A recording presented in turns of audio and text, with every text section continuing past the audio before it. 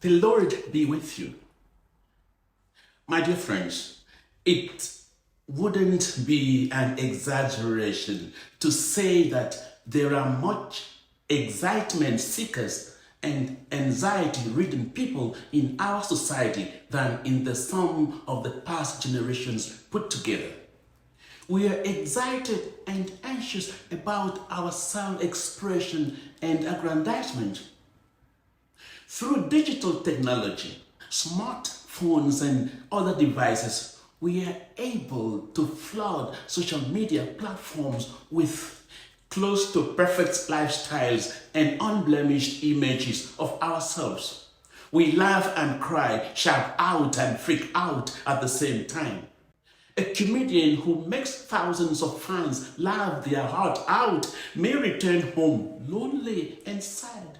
A preacher who ministers to the spiritual needs of many may go back with a dissatisfaction regarding his call to discipleship. We all return to the reality of being human when the cameras are turned off and we are out of the spotlight of our self-expression. So, what happens to our excitement, anxiety, self-discovery, and transitory experiences?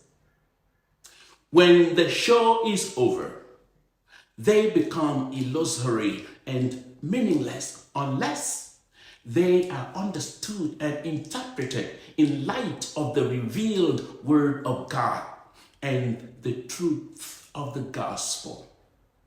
In family life, it is exciting to have a baby after many years of praying for one. But what sense does it make to sacrifice an only son like Abraham attempted, if not understood in light of a greater good? Abraham, a righteous friend of God, must have been both excited and anxious about the blessing of a son.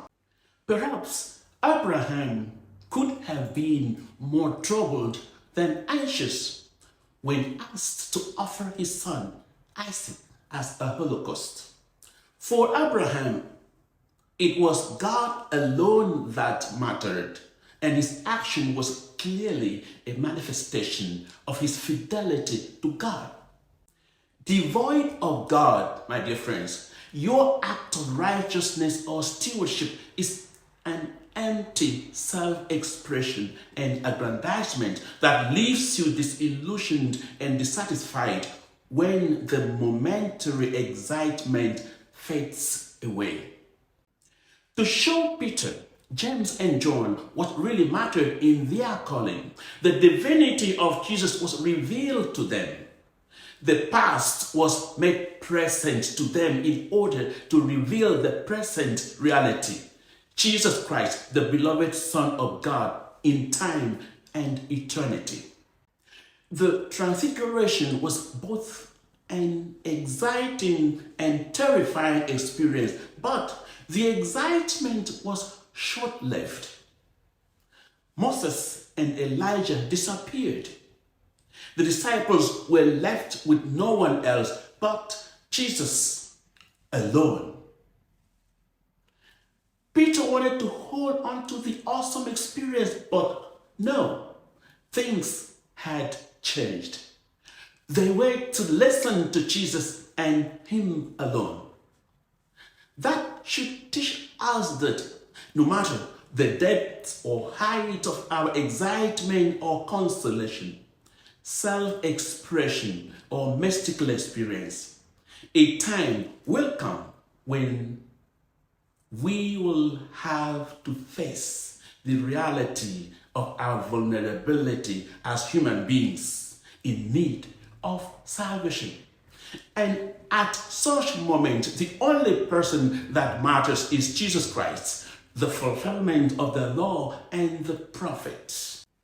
At the Transfiguration, the Lord revealed the love of his Father, his suffering and death to his disciples, that they might learn and know that their individual self-expression must be transformed into a dedicated sacrificial love and service in God's kingdom.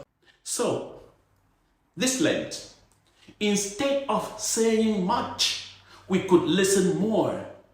We could turn our self-expression into self-dedication to Jesus, the beloved Son, whom the Father instructs us to listen to.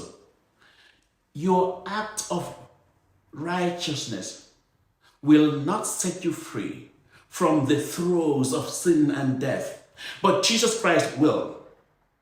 True God and true man, the beloved Son of God, in his divinity and humanity, is the only one to turn to when we are out of the spotlight of our self-expression and the righteousness that is based on keeping the law. Whatever you fear, whatever your anxiety, confusion, excitement, or comfort, listen to Jesus and participate in his ministry of reconciliation.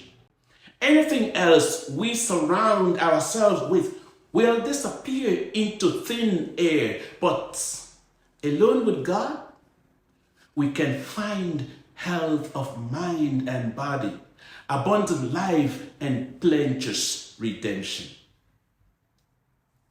God bless you.